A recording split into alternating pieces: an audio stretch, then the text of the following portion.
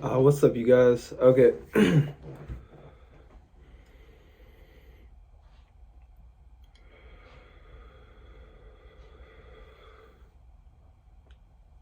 Clear the energy. Okay, so today I wanted to talk about spiritual foundation and just kind of give to you guys how I started a little bit and where I went to and how I got there, and as well how you can get there. Because I noticed that a lot of my content in the beginning was just I was kind of talking about different deities or different concepts, and I forgot that honestly there's a foundation to spirituality or spiritual knowledge that as I progressed on my journey, I started to uncover, like, the beginning, more of the beginning, the more that we travel, you could say even the tree. Sorry, I thought I had a picture of it for a second. But if you've seen the tree of life, which it has the spheres and stuff like that, we start at Malkuth, at the bottom sphere. And then as we start at the bottom sphere, we actually go up the tree of life. And there's a reason that honestly everybody should walk the tree of life, or should at least work with the tree of life and its different spheres, because each sphere has different energies attuned to it, such as Malkuth. Malkuth is where, and okay, I'll make a video on Malkuth specifically, but Malkuth is the earth. It is where we are in the physical plane, and most people are in Malkuth. That's why most people aren't spiritual, or they might be atheist. In these ways, they haven't broken out of Malkuth into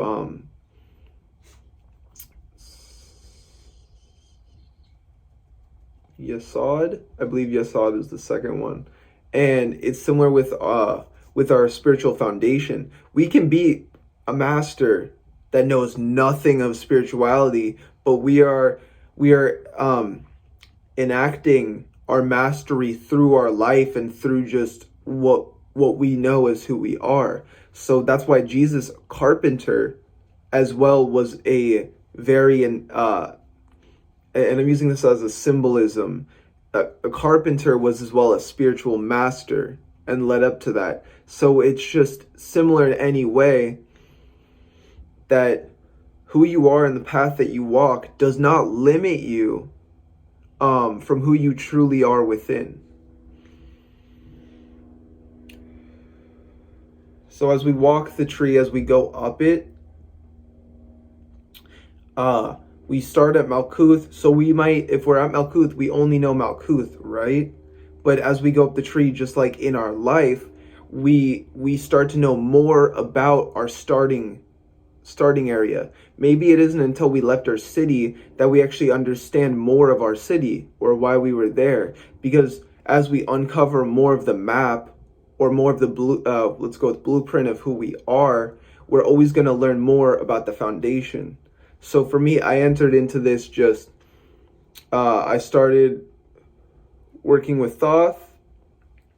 That was my spiritual foundation. Actually, okay, so in high school, I was an atheist for many years. I said I was an atheist. I just said that. Oh, I'm an atheist. I don't even know what the fuck it was.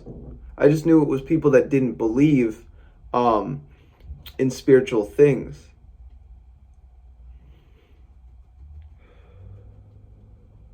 And I find that kind of funny, because although I said I wasn't spiritual, I watched a lot of anime, and I played a lot of video games that had all these spiritual concepts that talked about the tree of life, that talked about the Sephiroth, that talked about the tree of death and the qliphoth. Video games have these different concepts portrayed in them, because they're as well trying to show us and express to us the truth, whether it be Kingdom Hearts or Final Fantasy or Full Metal Alchemist. That's actually where, I guess for me, I got my first understanding of what the tree of life is, and that's from an anime. An anime taught me more about a spiritual concept than any person has, than any book has kind of given me, or person, because it's these people that they all believe this one thing. If it's not the spiritual concept, it's the anime, and they all come together under this guise or under creating this anime. But yet there's some people, I'm sure among them, that realize that what they're creating is a very unique hypersigil through that story, through that emanation, in order to get us to better understand a concept that is out in reality. That's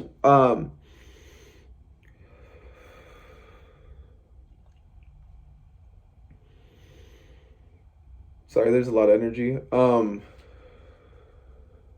That's why I also believe that as I parted ways with like anime and like TV and shit like that, I'm now actually coming back to it fully, where I researched a lot. I mean, it's been the past few years, but I researched a lot, and I started to understand that,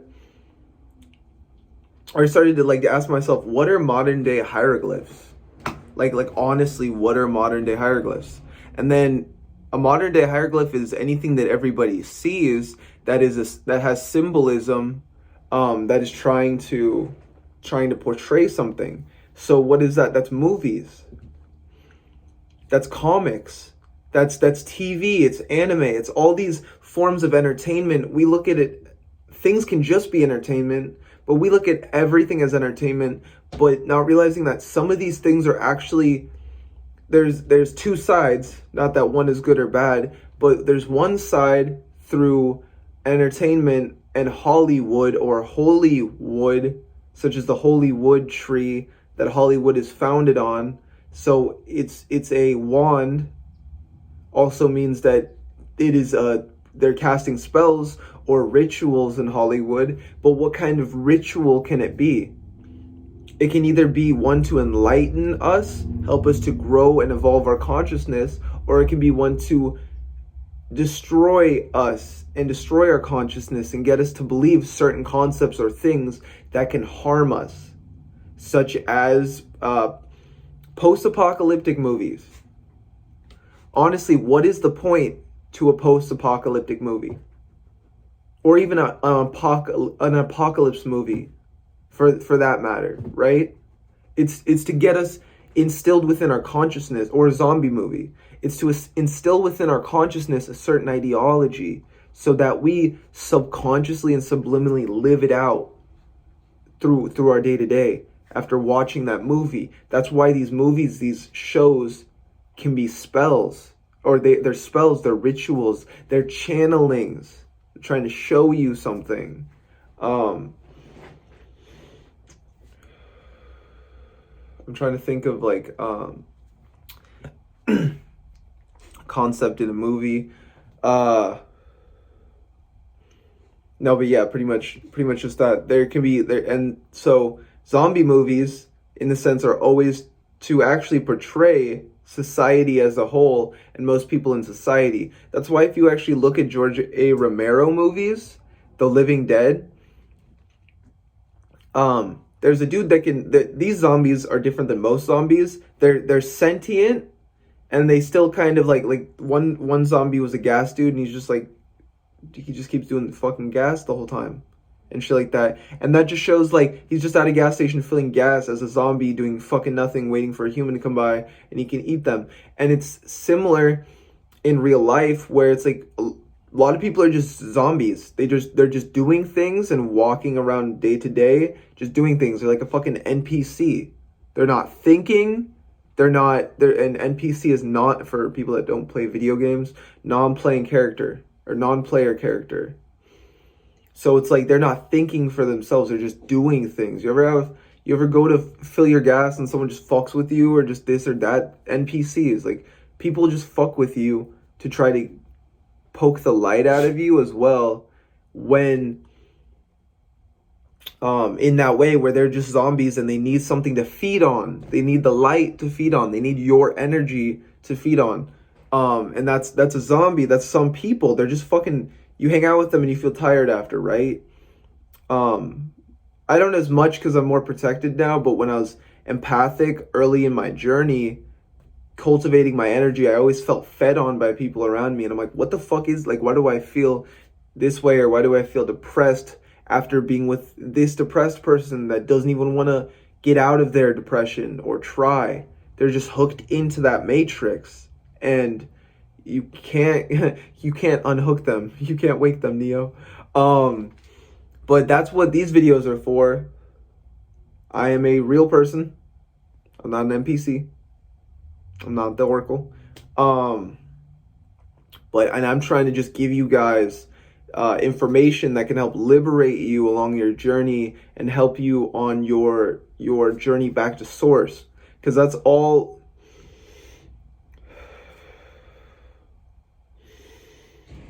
In a sense, that's what all of us are trying to do, right? We're all trying to walk each other back to source with, I have some pieces of the puzzle, maybe you have some pieces of the puzzle. Maybe another person does. It's good that honestly everybody create content that you feel close to and on your heart. Maybe not spiritual content if you're the most spiritually inclined, but you know, if you're good at making something or this or that, get the wisdom out through what you love and what you love to do or talk about. This is a passion I hold on my heart. I love to channel. I love to get information and wisdom to people. So let's continue with the lesson. So your foundation, just like Malkuth is the world, the physical earth. We must have our Malkuth. What does your Malkuth look like? The Malkuth is your astral temple, is your astral, your astral world, if you want to call it that, or your astral universe. I'm going to have, for anyone that wants to sign up for my Patreon, hit me up on Instagram, but I'm going to have a universe building. You could call it a course, but it's going to be a whole bunch of videos on how to create your empire, how to create your universe, and better expand upon your foundation. So it was just like 11:11, and I'm doing that for you guys so that you can, for myself, I've built a lot on the astral, I've built a lot on the higher planes, and I'm bringing it down to the now. So for myself, I mean, I've always been blessed, but my blessings are finally physically emanating, and I can see that. And it was because I put in all the work these past few years to have it just come forward and stuff. And I've been working on this empire, like building. It's two different things. It's to build your physical empire. First you build yourself, and then you build your world, and then you build your, you build your astral temple. Through that you build yourself even more, and then from that you build your astral empire, and then you build your astral world, and then you go with that, you expand into a universe. Those were just 12. Those were just concepts that I was like just fucking with at first, and then I started to understand how deep they are, like how much it changes your reality and changes the synchronicities around you, the connection that you have to your spirits, to your guides, the dead. I will start with just the next video I make or that I release will probably be about the astral temple, so look forward to that, guys. But so the foundation that we need in our spiritual journey is, first off, an astral temple, and you create that by going within your mind to a room. I will make a video, maybe even a guided meditation for you guys, showing you how to do that better, or to solidify it.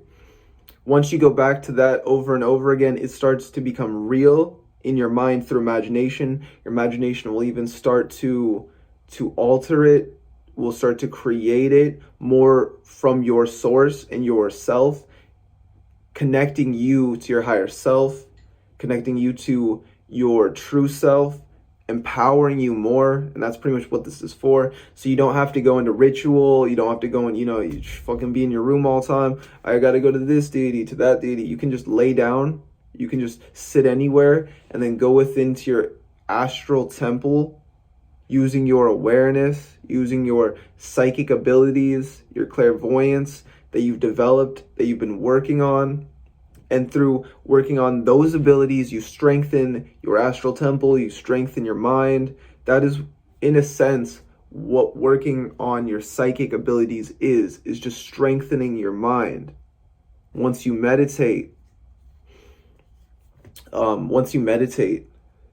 you start to actually detach yourself from this world and the psychic hold that it has on you.